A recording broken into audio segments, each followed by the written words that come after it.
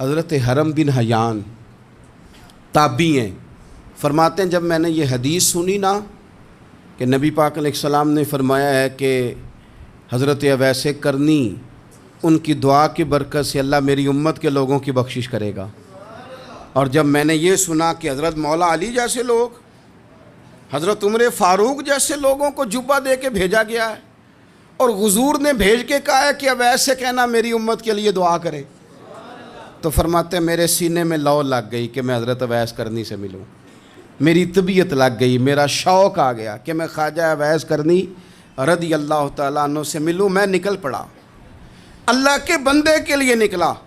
حضرت حرم بن حیان کہتے ہیں، اس کو ابن الجوزی نے بھی لکھا ہے، داتا گنج بخش علی اجویری نے بھی لکھا ہے، کہتے ہیں میں ڈھونڈنے لگا حضرت اویس کرنی کو، بڑے شہروں میں گیا پر وہ ملے نہیں۔ داتا صاحب کہتے ہیں وہ حال والے آدمی تھے، ان پر بھی حال تاری رہتا تھا، اسی کسے دے کچھ نہیں جے لگ دے تے نہ کوئی ساڈا دردی، وہ بھی اپنی کیفیت میں رہتے تھے۔ داتا صاحب نے لکھا ہے جب دنیا ہستی تھی تو حضرت اویس کرنی رویا کرتے تھے، اور جب لوگ روتے تھے تو وہ ہنستے تھے۔ وہ سادہ غذا کھاتے تھے، کسی سے کوئی لین دین نہیں، اپنے طرز کلام، اپنی زندگی۔ یہ لوگ بھی بڑے شاندار ہوتے ہیں، فرماتے ہیں کہ وہ اپنے حال میں رہتے تھے۔ حضرت حرم بن حیان کہتے ہیں میں نے بڑی جگہ ڈھونڈا، پر میں جہاں جاتا لوگ کہتے ہاں گندمی رنگ والے، ہاں جن کے چہرے پر کچھ برس کے داغ ہیں، وہ جن کا چہرہ اور وجود بڑا روب والا ہے، وہ اویس کرنی۔ کہتے ہیں میں ڈھونڈتا جس شہر میں جاتا لوگ کہتے وہ آئے تھے پر چلے گئے۔ وہ کسی نے کہا تھا نا، اویسیوں میں بیٹھ جا بلالیوں میں بیٹھ جا، صفیں تو سب بچھی ہیں تو عشق والیوں میں بیٹھ جا۔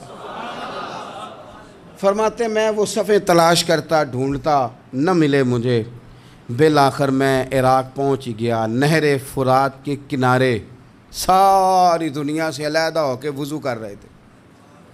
کہتے ہیں میں پیچھے کھڑا ہوں، میں نے جا کے کہا السلام علیکم، تو حضرت اویس کرنی چہرہ اٹھا کے کہنے لگے وعلیکم السلام حرم بن حیان۔ تو میں نے کہا حضور آپ مجھے جانتے ہیں؟ فرمانے لگے عارف تو روحی من روحی کا، میری روح تیری روح کی جاننے والی ہے۔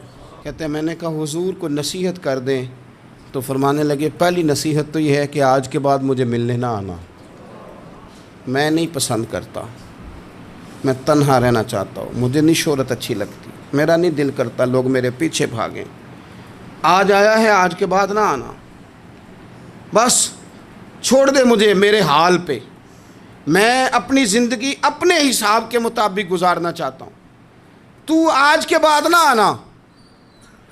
اور پھر فرمانے لگے اگلی نصیحت یہ ہے کہ جو رب نے تجھے دے دیا ہے نا اس پہ راضی ہو جا، اگر اس پہ راضی نہیں ہوگا تو تکلیف میں رہے گا۔ فرماتے ہیں میں نے پھر کہا میرے لیے دعا کر دیں، تو انہوں نے ہاتھ اٹھائے، کہنے لگے یا اللہ میری اور اس کی جنت میں ملاقات کرا دینا۔ تو انہوں نے چہرے پہ ہاتھ پھیرے اور فرمانے لگے اب تو جا، میں کوشش کروں گا تجھے دعاؤں میں یاد رکھوں، تو بھی کوشش کرنا مجھے دعا میں یاد رکھنا۔ فرماتے ہیں یہ کہتے کہتے نا وہ رستہ بدل گئے، اور گلی کا کونا وہ جب مڑے تو پھر میں ڈھونڈتا رہا، دوبارہ زندگی بھر ملے نہیں، لیکن میرا پیار سچا تھا، وہ مجھے ویسے تو نہیں ملے پر خواب میں کئی دفعہ مل جاتے ہیں، اور خواب میری وچ بھی آیا ماہی، تو میں پھر وہ گل وچ پا لئیاں باواں، تو ڈر دی ماری اکھ بھی نہ کھولا کتے پھر وچھڑ نہ جاواں۔ فرماتے ہیں مجھے محبت ہو گئی، خواب میں زیارت ہو جاتی۔